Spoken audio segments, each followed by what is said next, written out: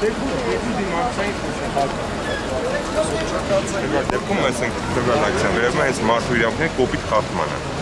որտեղ որ կոչվում է զինվորների սպանությունները, իսկ ասում տվյալ մարմիններն չեն բացահայտում։ Կառավարության շենքի առջև բանակը իրականում նախաձեռնող խմբի անդամները բողոքի գործողություն էին կազմակերպել, խաղաղ բողոքի գործողություն իրենց պաստառներով եւ կանգնած էին կառավարության շենքի առջև։ Իհարկե ոստիկաններ կային բազմաթիվ եւ երբ կառավարության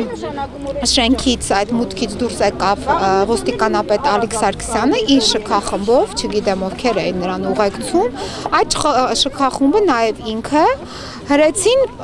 ցուցարարներից մեկին Լալա Ասլիկյանին, դրանից հետո նրանցից մի քանիսը եկան մոտեցան, արդեն մենք շարժվում ենք դեպի նախագահական նստավայր, մոտեցան Վարդգես Գասպարիին եւ ասացին, որ ձեզ հրավիրում ենք ոստիկանության բաժանմունք կենտրոն։ Ես ասացի, որ մենք ձեր հրավերը չենք ընդունում։ Հետո ասացին, որ մենք ձեզ բերման ենք ենթարկում։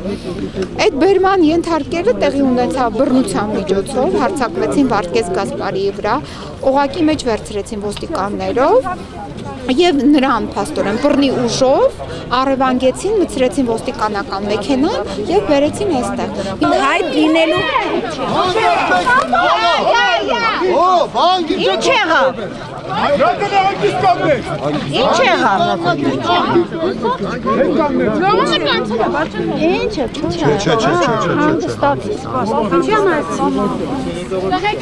Ինչի համար ենք Այդ կաննեցիք առանց այլևայնության առանց որևիցե ոտնձգության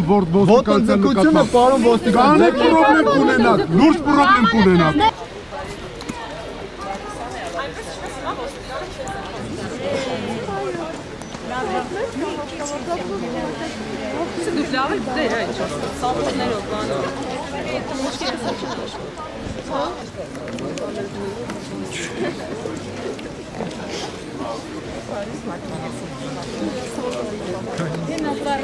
Զրուցում ենք, ասում է Վարդգես Գասպարիի հետ։ Ոստիկանապետի տեղակալ Արայիկ Պետրոսյանը։ Ազատություն! Ազատություն! Ազատություն!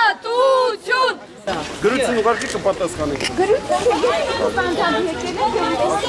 են մատանի մեջ եւ Վարդգես Գասպարիը մուտք եղել եւ այստեղից գնացել։ Ես մատեր խոսքեր քանի որ չեմ հավատում, որտեղ նոր մի 20 րոպե անց ստենց ես չեմ ասում ես նոր ճշտեցի, իհարկե ստում էր այն ժամանակ, փոխադրել են իրեն քնչական հասցեն հստակ չնշեց, ուղղակի քնչական